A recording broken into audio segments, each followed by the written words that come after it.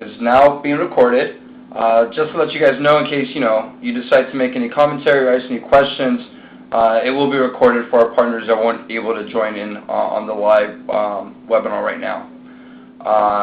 As I mentioned a minute ago, my name is Tony Ochoa. I'm with the Capacity Building Assistance Division at the Latino Commission on AIDS. I generally oversee National Latino AIDS Awareness Day, and I'm also supporting with the implementation of National Hispanic Hepatitis Awareness Day, both of which are programs that are part of the Latino Commission on AIDS. A couple housekeeping information that might be useful for you to know. The lines are currently muted on your end, just to eliminate some of the background noise. Sometimes when we have the lines unmuted, it makes it a little difficult for some of our partners to hear on your end. So we want to make sure that during the course of the webinar, we keep the lines muted, but if at any point you would like to pose a question or make a comment, you can unmute your line by pressing *7 or mute your line by pressing *6. And you're more than welcome to use the chat function, which you should see on your screen when you're looking at the webinar online right now. Okay?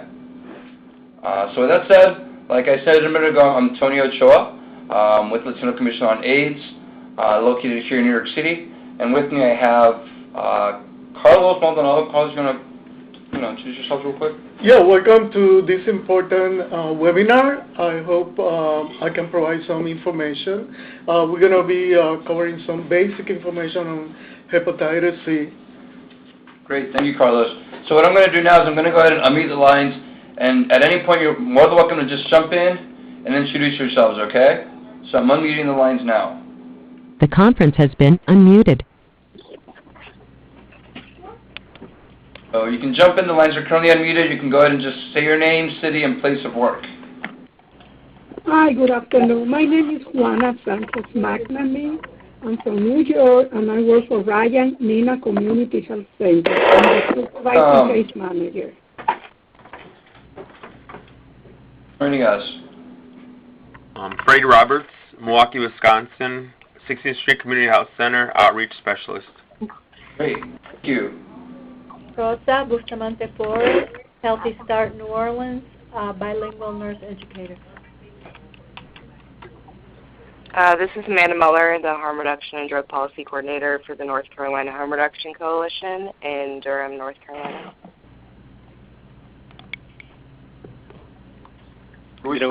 Charlotte, PA, North Carolina, Mecklenburg County Health Department. Paul. Gregorio Cruz, Medical Case Manager, Alliance for AIDS Services, Raleigh, North Carolina. Thanks for joining us, Gregorio. Thank you. Yes. This is Reina Herrera from Action Red in Las Vegas, Nevada. Great, welcome. Stacy Wilking from the New York City Department of Health, Bureau of HIV and AIDS. Wilma Rimali from Greater Lawrence Family Health Center in Lawrence, Massachusetts.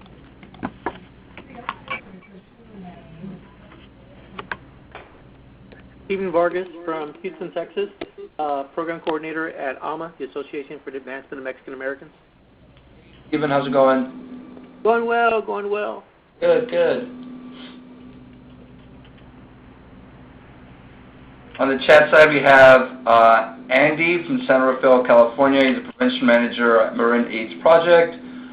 We also have Adriana in Jefferson County Department of Public Health, Public Health Language Coordinator. Javier Ortega, he's with Santa Barbara, and he's an HIV/HCV Program Coordinator.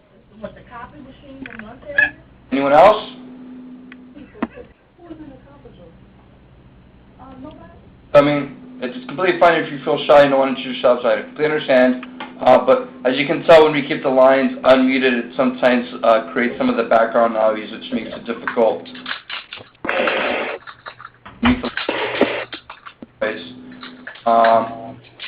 Final introduction, we have Alexandra and San Juan. Welcome, Alexandra. So again, I'm going to go ahead and mute the lines, but if at any point you can unmute your line by pressing *7, all right? So I'm going to go ahead and mute the lines now. The conference has been muted. So the lines are all muted. And you can, again, if at any point you want to pose a question or make a comment, you can unmute your line by pressing *7.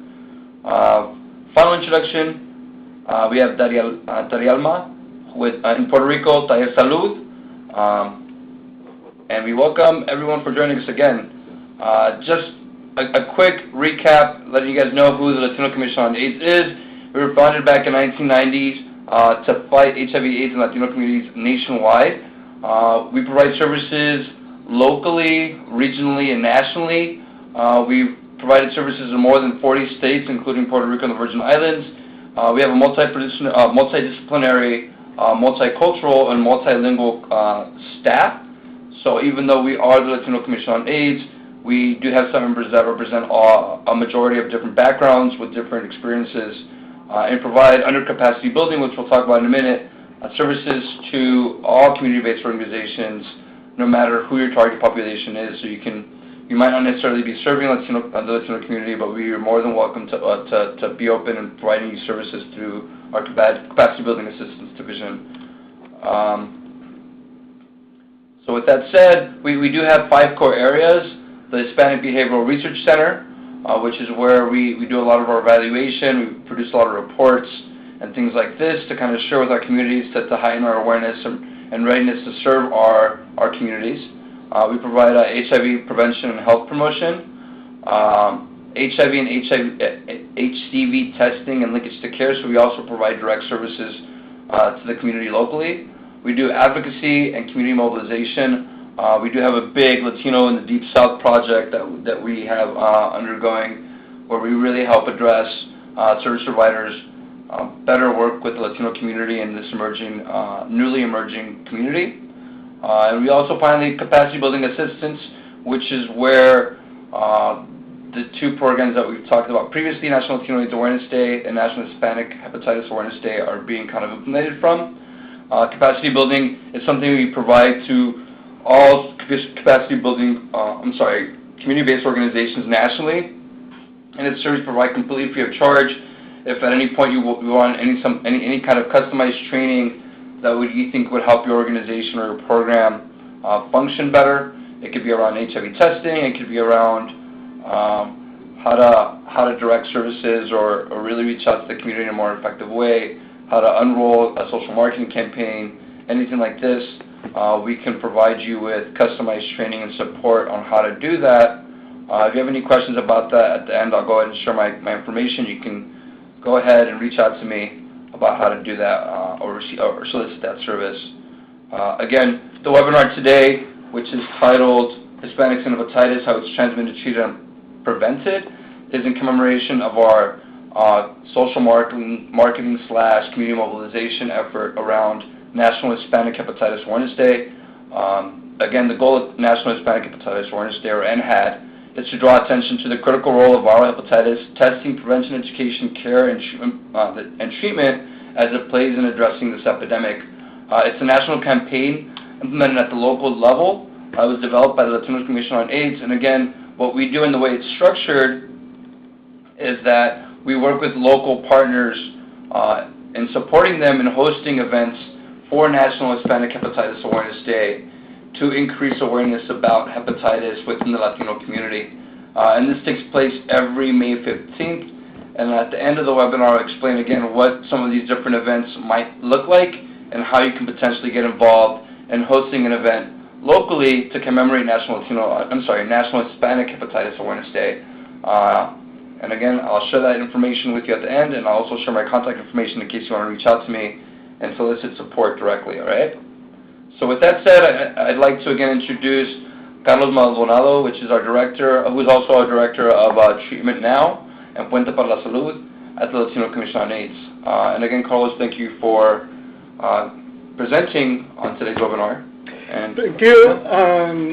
We're going to be talking a little bit about some basic concepts of hepatitis C. We're going to be looking at some numbers to see how it's impacting our Latino community.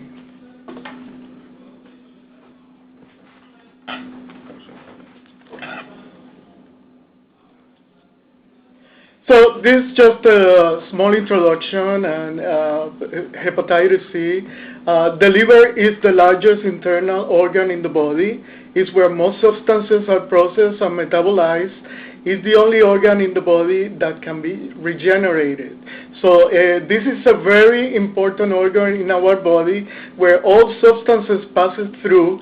It's the big filter of the body, so it performs very important functions in our body. So it's an organ that we have to try to keep it as healthy as possible.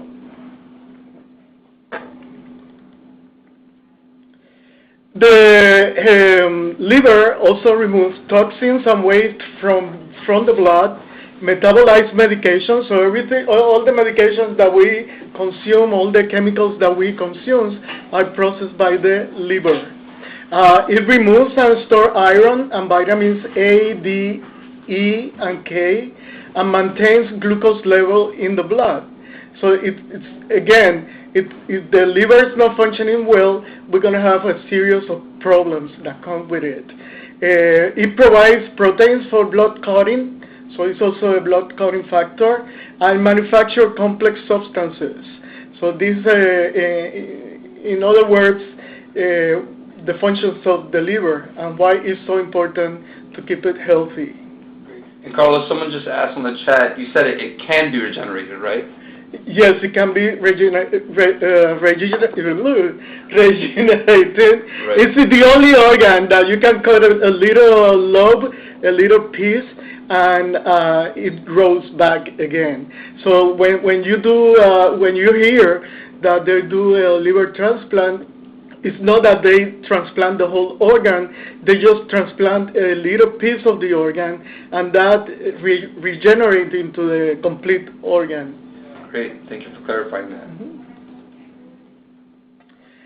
So the word hepatitis comes from the Greek language, and I always like to do a little bit of history. And it means hepa, which means liver, and titis, or titis, that it means inflammation. Hepatitis can be symptomatic or asymptomatic, and that's one of the problems that is presented with, especially with hepatitis C, that sometimes it goes asymptomatic for many, many years, and when it shows up, it already has caused severe damages in the liver. Some of the symptoms, and these apply to all the hepatitis, it can cause jaundice, which is yellowing of the skin and the eyes, anorexia, malaise, dark urine, and they describe the dark urine as the color of the Coca-Cola, whitish stool, fever, and abdominal discomfort. Hepatitis can be acute when it lasts less than 6 months, and it can be chronic when it lasts longer. And hepatitis C, in particular, is a chronic disease. Hepatitis can be caused by viruses, medication, chemicals, alcohol, industrial organic solvents, plants, and other infections and autoimmune diseases. So it's not only caused by a virus necessarily, but it can be also caused by other chemicals. The difference is that sometimes with the chemical-induced hepatitis can be, once you eliminate that chemical, it can be sort of dissolved and resume the normal functions of the liver, while virus is more difficult to get rid of, so it stays in your body longer. Right. So thank you for clarifying that, Carlos. And again, oftentimes we hear about hepatitis and we think it's always caused by a virus, but it's not always the case. When we're specifically talking about hepatitis when it's caused by a virus, we're saying it's a viral hepatitis. But again, hepatitis just means, when we're just saying hepatitis, it means there's an inflammation of the liver. That's correct. Great. So viral hepatitis is a major cause of chronic liver disease, and it's a worldwide health problem. And the numbers tell us over 520 million people are infected with hepatitis worldwide. So it's a bigger infection than even HIV. So there are more people infected with hepatitis C than people infected with HIV. Over 200 to 300 million people are estimated to be infected with hepatitis C. So these are the people that are estimated that they are infected, but they don't know they are infected. And then 95% of people with hepatitis C don't have access to potentially curative therapy. And that is a big problem. That's actually the biggest problem in hepatitis C, is the access to therapy and access to those medications that can do a difference in the life of a patient. And we'll be developing severe liver disease with a high number of mortality. So once you start having problems with the liver, then you see that the mortality is high, and especially higher in the communities, in the Afro-American community and the Latino communities. Great. And here, Carlos, you have a picture of a normal liver, right? And then one with cirrhosis, right?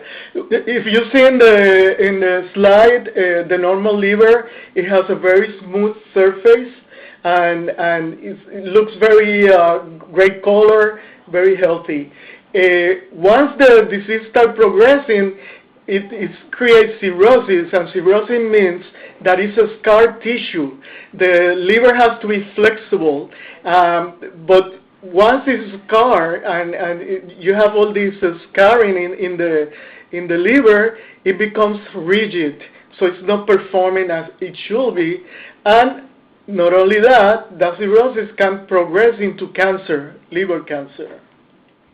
One note is because some people believe that once you have cirrhosis, it doesn't go back. Yes, it can be retreated again. It can be, with the proper care, can become normal liver again.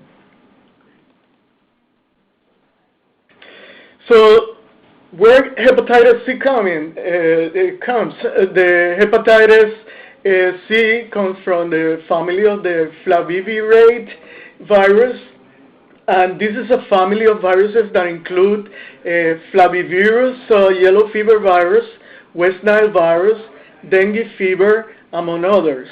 Hep C virus is specific to hepatitis C, and pestivirus affects bovine virus diarrhea, swine fever, hot cholera. So you see that it's a big family. So far, there are 7 different types of viral hepatitis and only a vaccine for A and B.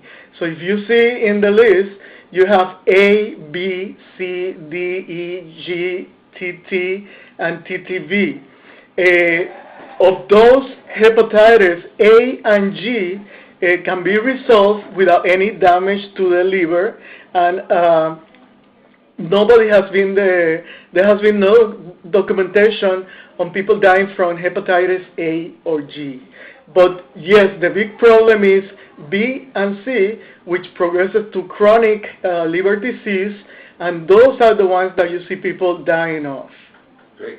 So again, Carlos, when you say there's a vaccine for A and B, you mean there's a vaccine that can prevent the onset of viral hepatitis A or B? It's a vaccine that prevents the onset of hepatitis, and not only that, science has progressed so much that now they are not separate vaccines. You can find it together.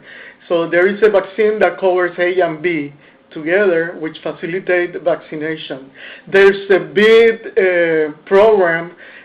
government program to vaccinate people from hepatitis A and B, but especially B, because it's also another problem. It's the other phase of hepatitis C.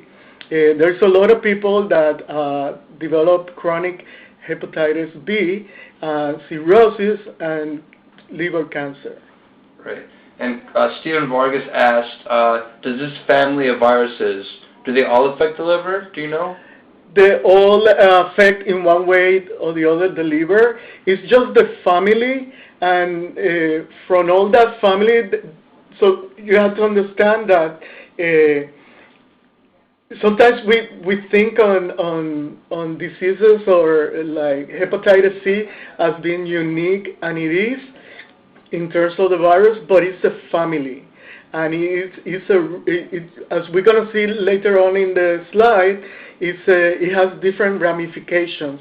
Within that Hep C virus, there's other subtypes of Hep C virus. Great.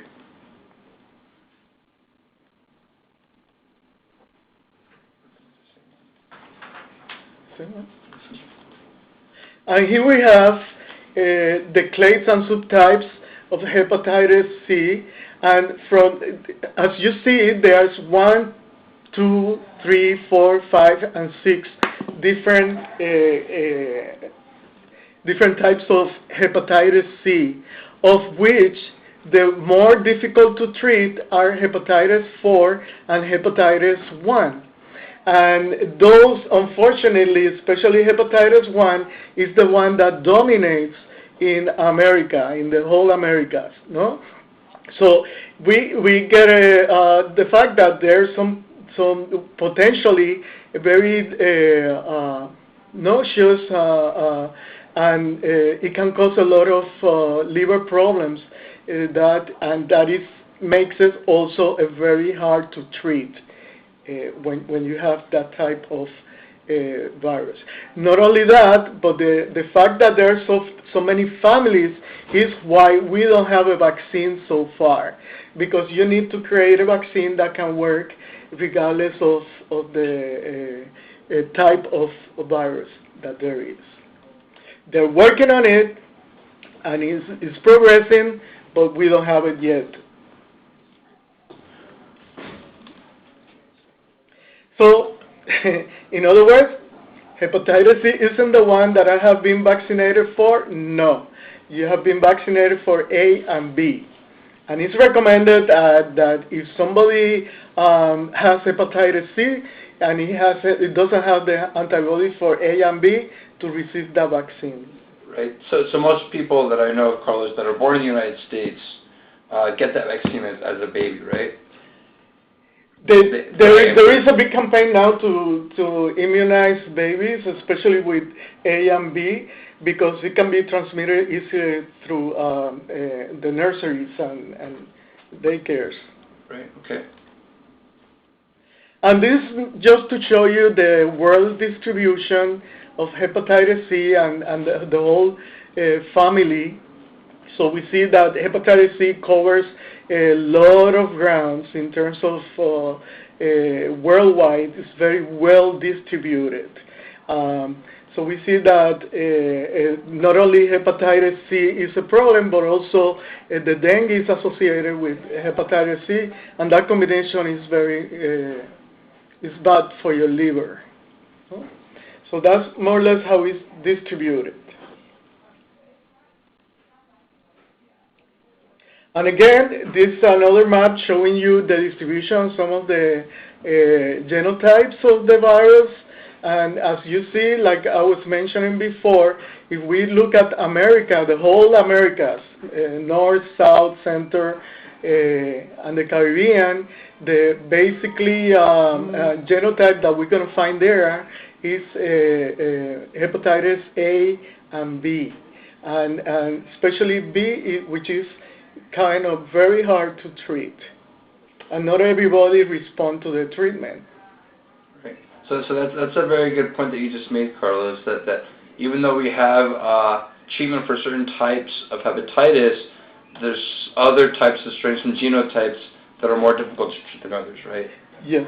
The good thing is that eventually we're going to see that there are more, there has been a great advance in hepatitis C research in terms of treatment, and we're going to see now that there are some treatments that are finally dealing with these difficult to treat genotypes.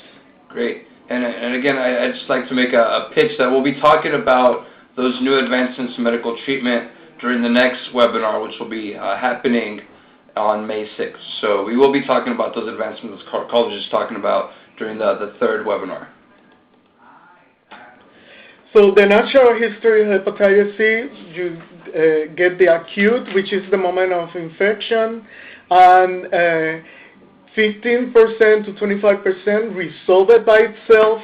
That means that the body takes care of the hepatitis C is resolved. But there is 85% of people that's going to progress into chronic hepatitis, which also bring kind of a problem when we are when you're diagnosing hepatitis C. The doctors sometimes like to wait in order to start treatment because there is a possibility that that person might be within that 15 or 25% that will resolve it without having to take any medication. Unfortunately, as we see the percentages here, more people develop chronic hepatitis. From those, we got that 80% get stable in their chronic disease, and 5 to 20% develop cirrhosis, and from those, you're gonna see that the compensation is 25%, and in the last percentage, which is 1 to 4%, will progress to cancer. Can you tell us what decompensation means, Carlos? Decompensation is when the liver is not working properly. There is the fact that you develop that cirrhosis, the liver doesn't function the way it is, and it doesn't filter as it should be, and that creates a lot of problems in the person. Great. And like you mentioned earlier, sometimes someone can have hepatitis, viral hepatitis, and it's symptomatic or asymptomatic, meaning that sometimes people don't know they have it because they have no symptoms, right? And especially with hepatitis C, you can be infected for like 25 years without 20 to 50 years, actually, as the slide says, without presenting any symptoms. And that's why they call it a silent killer, because when it shows, it has already caused damage to the liver. And that damage is then more difficult to treat and to the liver to be stabilized. So hepatitis C in the United States, and these are some numbers that we got from the CDC. An estimate of 5 million individuals are estimated to have hepatitis C in the United States. And the Center for Disease Control and Prevention, the CDC, estimate that in the United States, 1.3% to 1.9% of the population has been infected with hepatitis C. And that's a big number. So we also get here, in terms of the numbers, that 80,000 to 12,000 deaths per year is caused by hepatitis C. At an estimated cost of $1 billion a year. So this is a disease that is very high cost. So therefore, the faster you diagnose, the faster you start treatment, the less the cost is going to be, because you are avoiding people to go into the hospital where the cost is going to be more. No? And it's the leading cause of liver transplant in the United States. In the United States, hepatitis C infection is especially common in persons born between 1945 and 1965. And there is a reason for this. Hepatitis C wasn't named hepatitis C as such until very recently, around the 1960s something. It was that they say, okay, this is going to be hepatitis C. Before, it was diagnosed as non-A, non-B. Therefore, the modes of detecting hepatitis C were recently really developed, and now is that we can see that we have a big chunk of the population in the United States that were infected between 1945 and 1965. Therefore, one of the recommendations that are being promoted now is that all those baby boomers to have a test for hepatitis C. 1 in 30 has been infected with hepatitis C in the United States, and that's a big number. Right. So again, it's an estimated that more than 5 million individuals have been infected with hepatitis C in the United States. So that 5 million is a generous number. We still don't know, and we'll see that in a minute when we show the slide about how many people don't know they're infected. Why we have to give that at least, or more than 5 million number. Benaventura just asked if we know how long a person has to wait to find out if the body will eradicate hepatitis C on its own. If you're familiar with HIV, sometimes it's very difficult to tell because it's very similar to HIV in the sense that it affects different people different ways, right? So sometimes the doctor might wait and kind of monitor the development of the virus within the body to see if it's kind of eradicating hepatitis C on its own. But if the doctor sees that maybe it's not, then that's when they start talking about treatment. But again, that depends on the person. It's very different. There isn't a set time. Some person might start, getting rid of the virus on its own within a couple of years. Some people might have to wait a little longer to find out whether the body will be doing that on its own. But the doctor constantly, when it decides to wait for treatment, constantly monitors through blood work the development of the virus within the body. And that's important what you just said. The doctor has to monitor that person very well. And also, we know that sometimes we get scared about that biopsy, but that's the best way to see if there is a serious damage to the liver is by doing a biopsy of the liver. And that would tell us how much damage that hepatitis C has done into the liver. And if you can wait to start treatment, because like HIV, like Tony said, hepatitis is also very individualized in terms of how you develop it and how much damage it's going to cause into the body. If not treated, eventually, yes, everybody's going to, it's going to cause serious damages. Right. So we're going to see here that the age distribution, hepatitis C positive in New York State. So you get that the ages between 41 and over is 49%, and that's a big number. Age between 26 and 40, 46%, and only 18 to 25, you get a 5%. So we see that as we have become more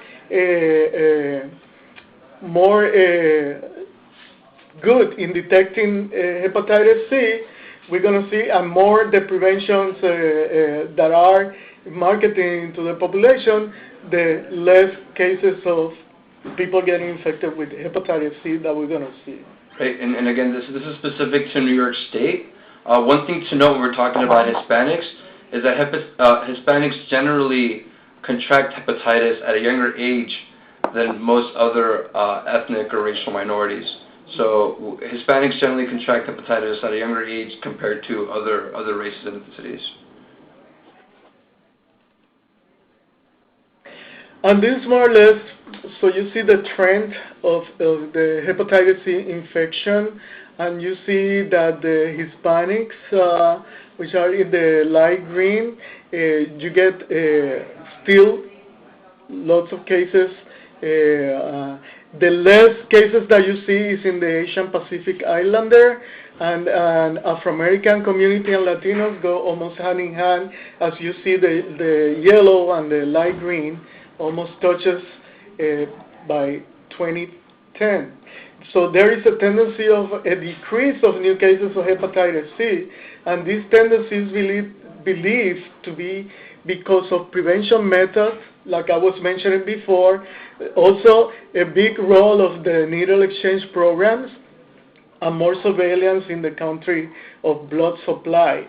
So it's very important that understand that basically the major cause of infection in hepatitis C is through blood contact, using the same needle, by sharing something that has been infected with hepatitis C, and at a difference from HIV, HIV is a very weak virus in terms that it doesn't survive long in the environment, but hepatitis C can last a lot longer, much longer. It's a more tough virus to get rid of in the surface. So you can stay in a surface for longer time, and also in a gouge of the needle, it can last longer.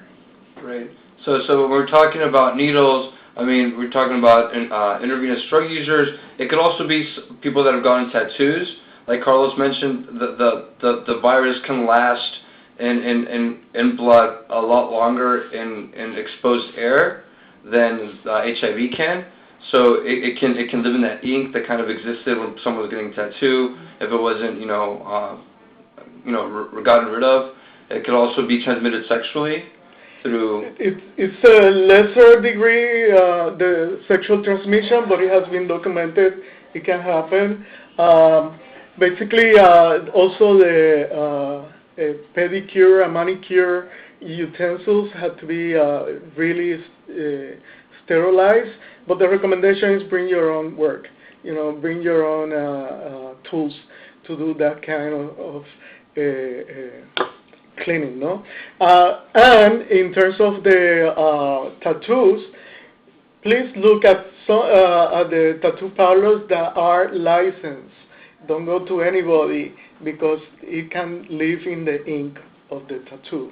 So make sure that when you get a tattoo, that ink is thrown away and that they're using new packages of ink.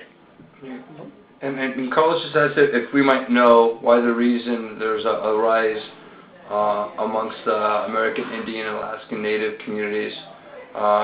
I think I might have.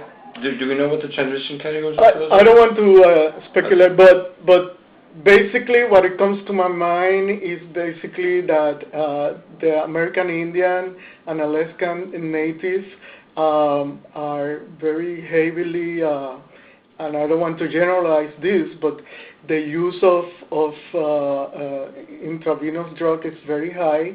Also, they have the highest number of alcoholism in the United States, so that might be a reason why we see an increase. The other thing is that since we are getting better at detecting hepatitis C, that's a population that sometimes got completely under the radar, no?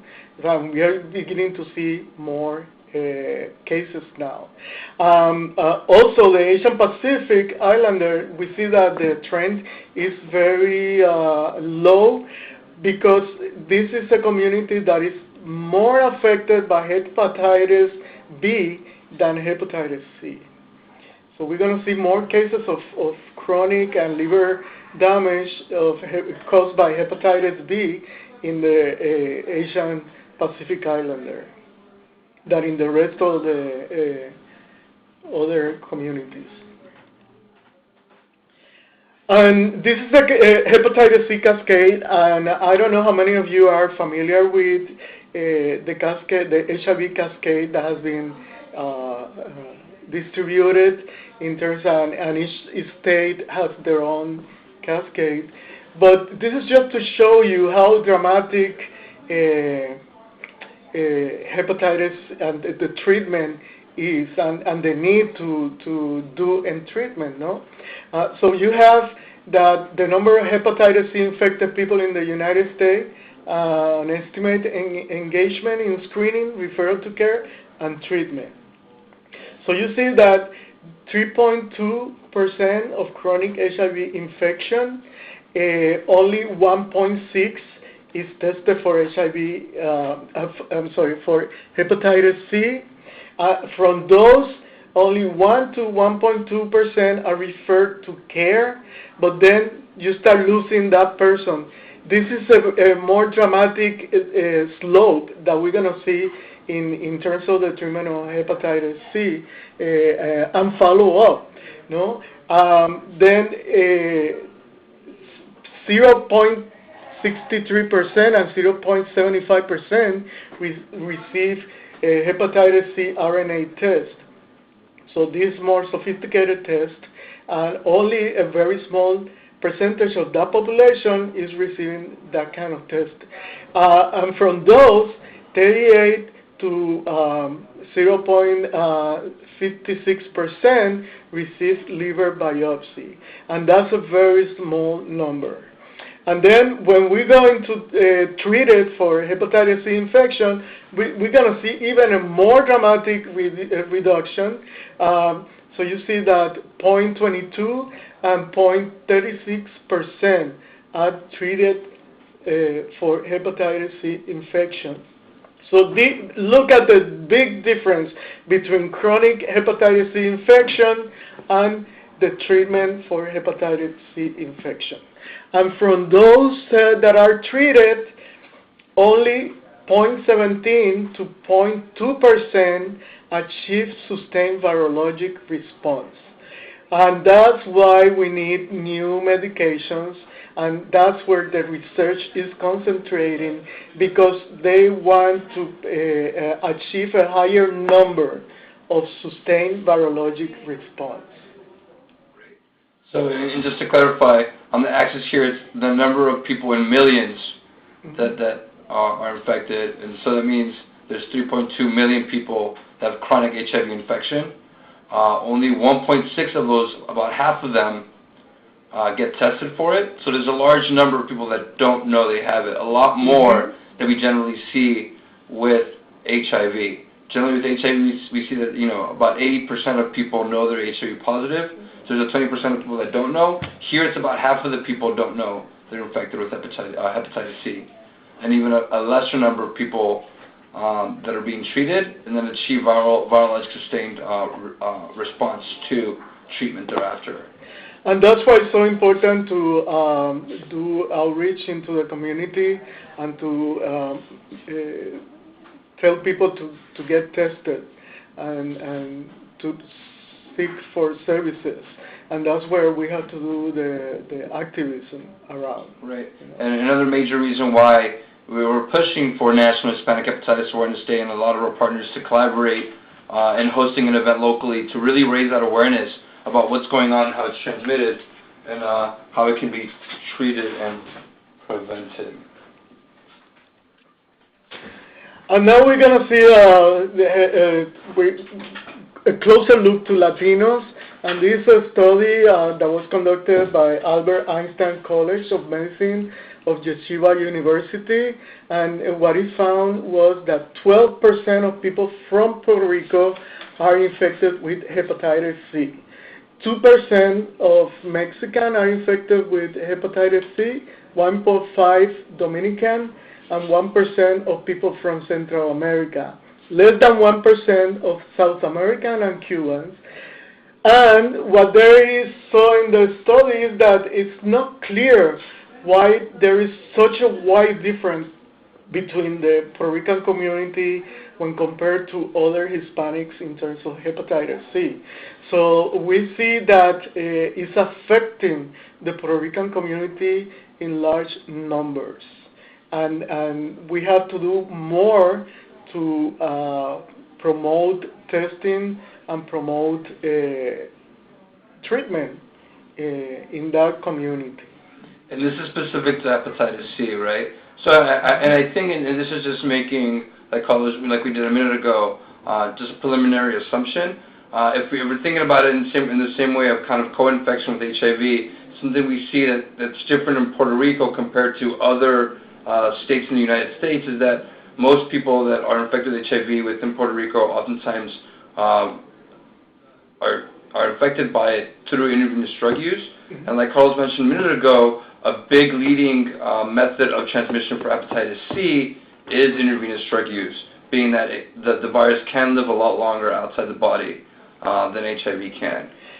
There has been some research done in Puerto Rico concerning hepatitis C, very good studies, where it says basically the high number of IV drug users that are infected with hepatitis C.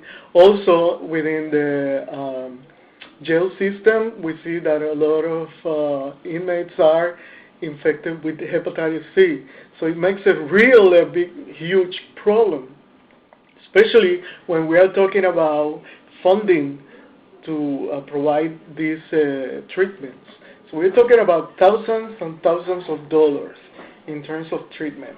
No? Right. And it's one of the reasons that we have to advocate for more resources and to advocate for more promotion on hepatitis C. Great, thank you. And if you guys want to read this study in a little more detail, make sure to send it out along with the invitation to the third webinar. But again, these numbers are specific to HCV, hepatitis C. So similar to what Carlos said a minute ago when he said that the Pacific Islander Asian community is more affected by hepatitis B. Mm-hmm. There are other types of hepatitis that affect different Latino origin communities in different ways, right? So this is specific to hepatitis C. I personally haven't seen a lot of information that's been produced around how different types of hepatitis are affecting different types of communities, so I was very impressed when we came across this.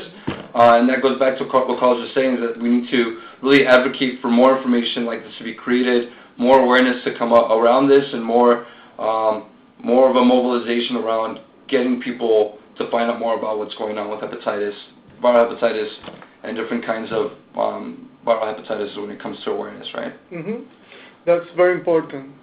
So with that said, I want to thank Carlos again. What I'm going to do now, I'm going to go ahead and unmute the lines in case anyone wants to ask any questions.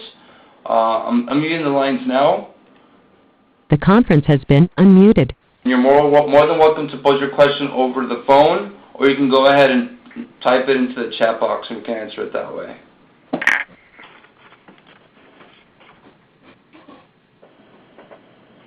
And I'll give people a couple seconds in case anyone's feeling a little shy.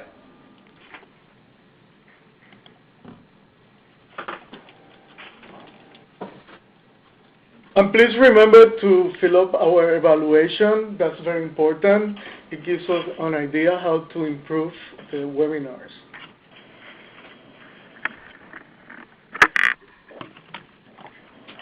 I have a question. Yes. Hello? Hello? Yes, I have a question.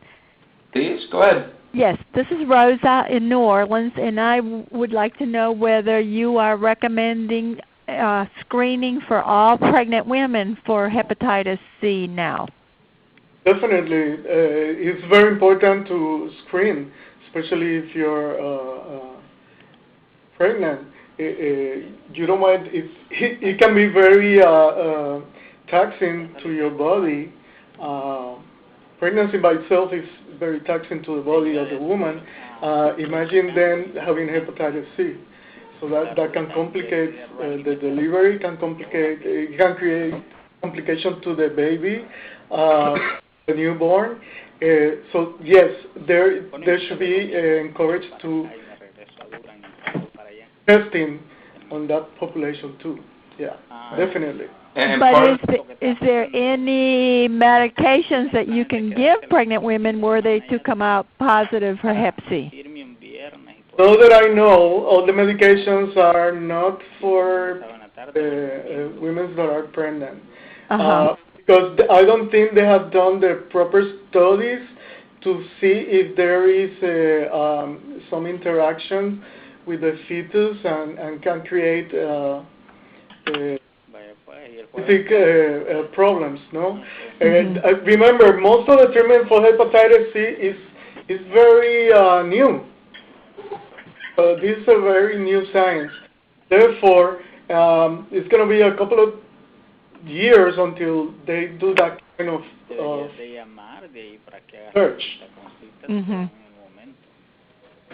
That question, Javier in the chat function asked, what do you think about the lack of access to treatment and what could be done about it since the new treatment is super expensive?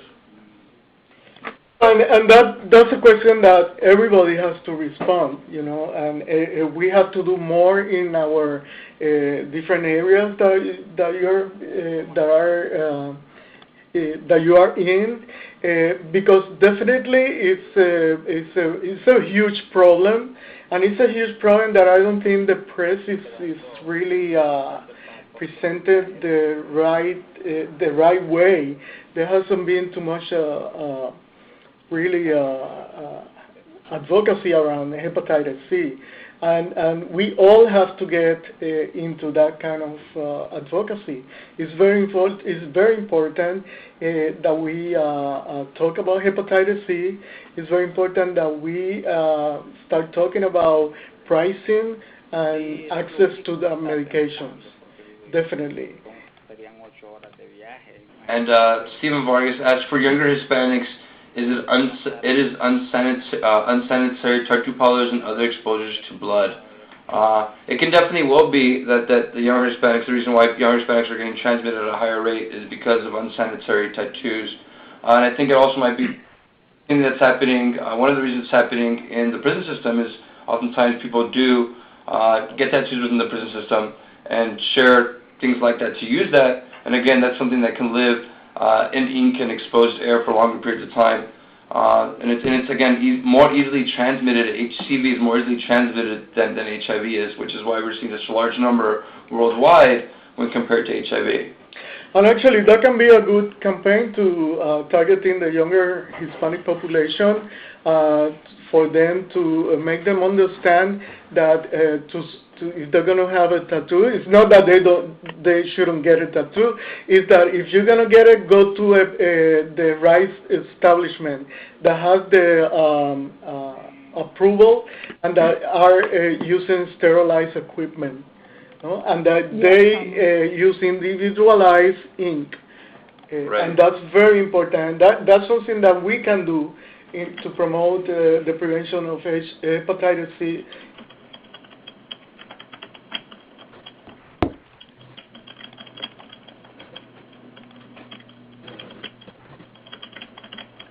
Yes, this is Luis Cruz from the Charlotte, North Carolina. Luis, how are you? I'm doing pretty good. I think one of the biggest problems with hepatitis C is the cost of treatment. I mean, for HIV, we have brown white. But for hepatitis C, we really don't have anything. And I understand, and correct me if I'm wrong, that the cost of treatment can be as high as $85,000 a year. Is that true? Yes, it is. We are talking about very expensive treatment. The difference is that, a very objective way, no? The treatment for HIV is continuous, is constantly, while the treatment for hepatitis C, if it works, that's it. It's one shot.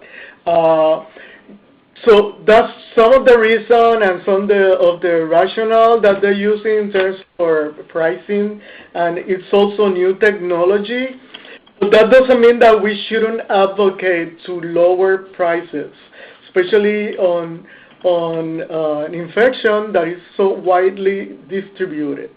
And we are talking about the United States, but if you see remember the whole world map, this is a problem that is statewide. No? I see her already, Dennis and Susie Herrera. Questions?